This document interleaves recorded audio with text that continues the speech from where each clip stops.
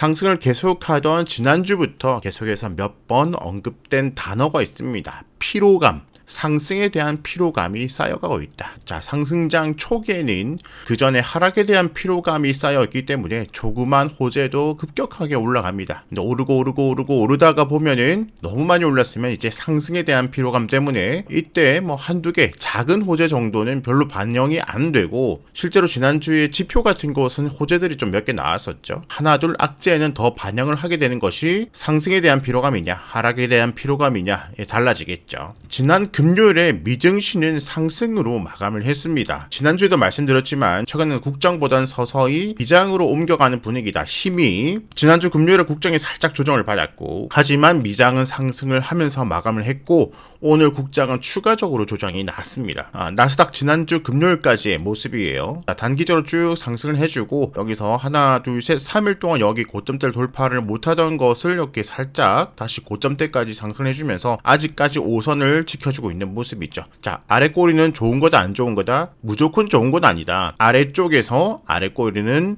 좋을 가능성이 더 높고, 위쪽에서 아래 꼬리는 그렇게 좋지 않을 수 있다. 요것은 기본 캔들 시간에 자주 배웠던 내용입니다. 이번 상승장 초기에는 국장이 강했다가 점점 상승폭이 약해지고, 초반에는 미장이 약했다가 후반에는 미장이 강한 모습을 보여주고 있다. 이런 와중에 코스피는 지난주 수요일까지 상승을 보여주고 음봉 2번 기간 조정 받아주고 난 다음에 오늘은 5선 이탈이 되었습니다. 지난주에도 국장 공포지수 한번 확인을 해봤죠. 공포지수가 직전 저점 터치하면서 5선을 돌파한다. 5선 돌파하면은 비중을 좀 더 줄여줄 필요가 있겠다 말씀을 드렸죠. 공포지수가 과도한 탐욕 구간이고, 지수는 상승에 대한 피로감, 그 다음에 전고점 근방, 코스피가 전고점 근방 3차 밴드까지 이미 왔었죠. 그죠? 이 저항 등 지난주 내내 비중 조절을 강조드린 이유입니다. 지난주에 비중 조절을 좀 하자고 말씀드리니까 욕을 처먹었죠. 댓글로. 올라가고 있는데 비중을 왜 줄이냐고 욕을 처먹었죠. 아침에 5선을 살짝 내려갔을 때 5선 첫 이탈이다. 그렇다고 바로 급락하라는 법도 없고, 이거 이탈했다고 이렇게 내려가라는 법도 없고, 그 다음에 5선 다시 돌파하고 이렇게 하고 다시 5선 돌파하고 다시 급등 바로 다시 올라가지 말라는 법도 없습니다. 그죠? 여기 한번 휩소에 속았죠. 하지만 이날에 비중 줄이고 이날에 바로 비중 들어갔습니다. 그죠? 우리는 알지 못한다. 자, 맞추는 것이 아니라 대응입니다. 이 말은 이제 꽤 오른 만큼 올랐고 내려가도 할 말은 없는 위치다 지금. 그리고 살짝 내려가든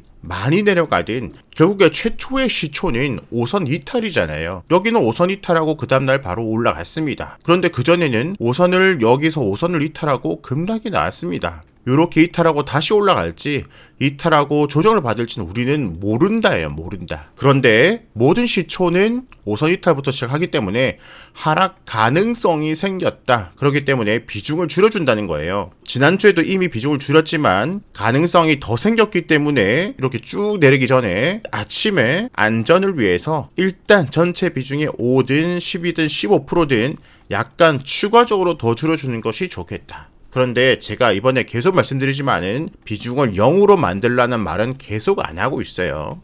지금 전체적으로 거시적으로 나쁜 것은 아니잖아요. 그 전에 워낙 많이 조정을 받았었고 지금 기술적 반등이 나오고 있는데 그 다음에 조정이 짧게 나올지 크게 나올지는 우리는 모른다. 짧게 나왔다가 다시 올라가면은 그때 0% 만들면은 올라갈 때 먹을 게 없고, 그런데 많이 조정을 받으면은 비중을 줄여놨으니까 많이 조정 받고 난 다음에 거기에 추가 매수하면 평단가 낮춰서 다시 상승할 때 수익을 내면 되는 것이고, 비중을 0%로 만드는 것이 아니라 비중을 줄이자는 거죠. 만약에 지난주까지 비중을 60%까지 줄였다. 그러면 오늘 뭐 10% 줄였다 그러면 50%로 만들어 놓는 거고, 만약에 지난주까지 비중을 뭐 40%까지 줄여 놓았다. 뭐 지금 5% 10% 좀 더 줄여서 35, 30까지 줄여 놓자.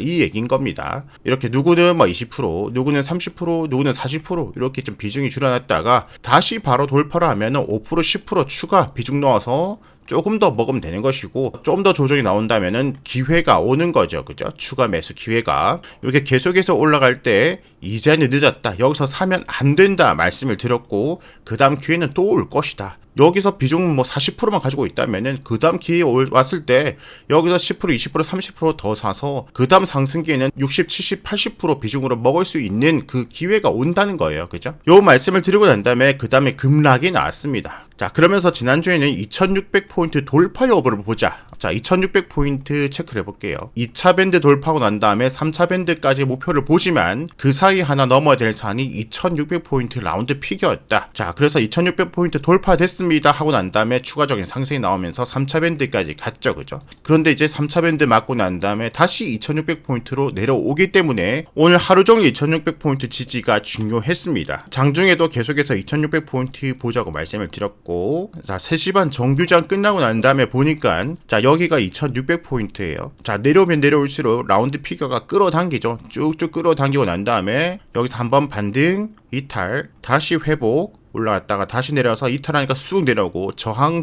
내려오고 마지막에 살짝 올라와서 아래 꼬리로 2600포인트 돌파 마감이 되었습니다. 그런데 보면은 저점을 이렇게 깼죠. 그죠? 그 다음에 고점도 이렇게 깼습니다. 그죠? 오늘 가장 많이 반등한 이 고점은 아직 넘은 상태가 아니에요. 그죠? 자, 그러면 지금 전체적으로는 상승 추세로 보이지만 이 분봉상으로 보면은 하락 추세인 거예요. 그죠?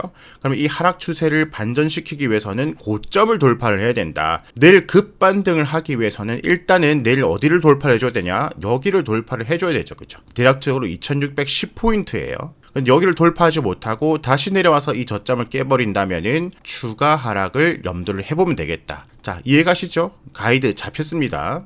자, 코스닥은 여기를 지켜내주고 반등해주다가 지난주 금요일에 이탈, 오늘 추가적으로 20선 이탈하면서 최근 들어서는 조정을 꽤 많이 받고 있습니다. 그러면서 여기 짧은 상승기에 지지받았던 부분을 살짝 이탈을 했습니다. 자, 변동성 지수 지난주에 보여드렸습니다. 여기 탐욕, 여기 극단적인 공포 다음에 쭉 탐욕적으로 상승장을 보여주고 난 다음에 다시 여기 부분까지 왔으니까 지난주에 조심하자, 절대로 비중 늘리면 안 된다 말씀을 드렸고, 오늘 5선 돌파가 나왔습니다. 이번 상승에 대한 조정이 짧게 나오고 다시 갈지, 조정을 1주, 2주, 3주 더 받고 올라갈지 우리는 모른다. 하지만 가능성이 생겼으니까 비중을 좀 더 줄인 거예요. 자, 비중을 줄여놨기 때문에 앞으로 나올 조정은 아픔이 아니라 기회가 오는 거죠. 그죠? 자, 기회가 짧게 오고 반등할지, 기회가 1주, 2주 나오고 난 다음에 반등할지는 우리는 모른다. 하지만 기회가 오고 있다. 자, 그 기회를 보기 위해서 지금 공부를 할 때인데, 이렇게 지수가 조정이 나오면 이전에 주도했던, 여기 상승할 때 주도를 했던 테마주 중 상당수는 수급이 빠지고 다음 상승기에는 다른 테마나 섹터로 자금이 옮겨갈 수 있습니다. 이번 지수 조정에 잘 지켜내고 있는 섹터를 공부할 때입니다. 지금 그거를 할 때예요. 아시겠죠? 자, 오늘 조정을 받은 주요 원인 중 하나는 거시적으로는 미국의 소비력이 좀 줄어들고 있다. 요것도 문제고요. 그 다음에 미국, 중국 관세 인하를 했지만 지금 뭐 추가적인 호재는 나오지 않고 있고, 자, 이렇게 상승했는데 또 상승하려면 또 큰 호재가 있어야 되잖아요. 지금 그런 호재가 없는 와중에 무디스가 미국 신용 등급을 강등을 했습니다. 108년 만에 최고 지위를 잃었습니다. 세계 경제대국 미국이 글로벌 3대 신용평가사로부터 모두 최고 등급 지위를 잃은 것으로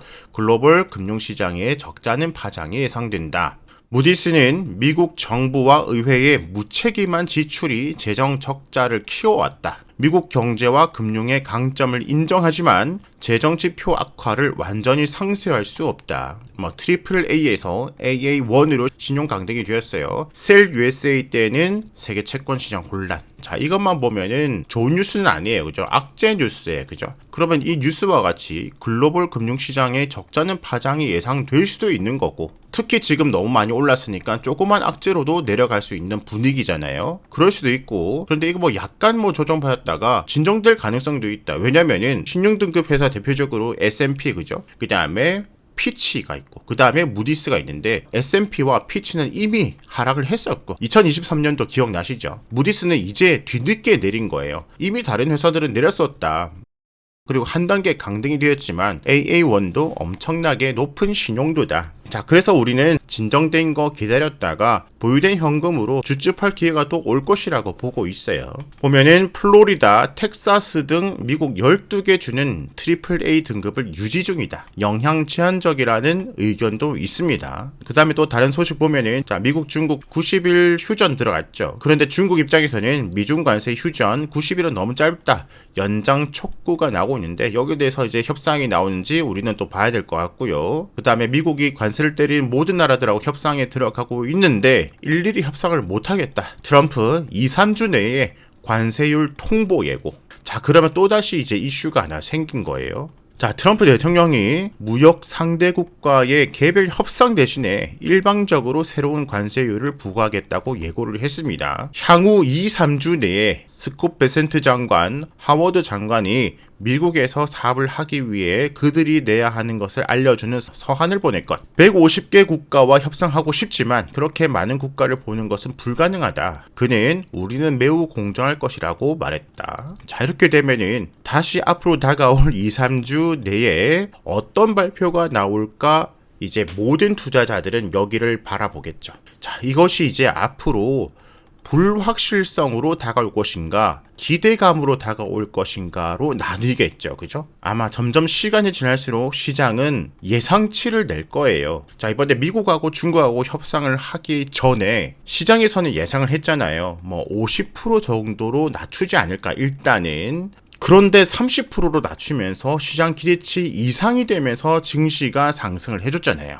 그럼 이번에도 예상치가 나오겠죠. 한국 뭐 몇 프로, 일본 몇 프로, 아니면 통상적으로 지금 10% 막이고 있는데 그것이 뭐 20%가 될 것이냐, 15%가 될 것이냐 예상치가 나올 겁니다. 그러면 2-3주 내에 발표를 할 때 그 예상치 이상으로 발표를 하느냐, 트럼프가 이하로 발표하느냐에 따라서 또 증시는 변동성이 생기겠죠. 그죠? 지금 우리가 인지해야 될 것은 트럼프가 2-3주 내에 관세율을 또 통보를 할 것이다. 자, 지금 거시적으로 경제가 좋고 안 좋고 뭐 수출이 좋고 안 좋고 GDP가 좋고 안 좋고 뭐 여러 가지 지표들이 있지만 다 중요하지만 이 모든 것을 상쇄하는 것은 지금은 관세 이슈이기 때문에 또 다른 관세 이슈가 2-3주 내로 다가왔구나. 지금 투자자들이 이것을 인지를 하고 있어야 됩니다. 자, 국내 이슈 하나 보면은 미국 그리어 관심사는 K조선 제주도에서 회담했죠. 현대중공업의 전기선 1시간 면담. 계속해서 미국은 우리나라 조선에 관심이 있고 미국 2037년까지 선박 최대 448개를 발주. 요건 물론 뭐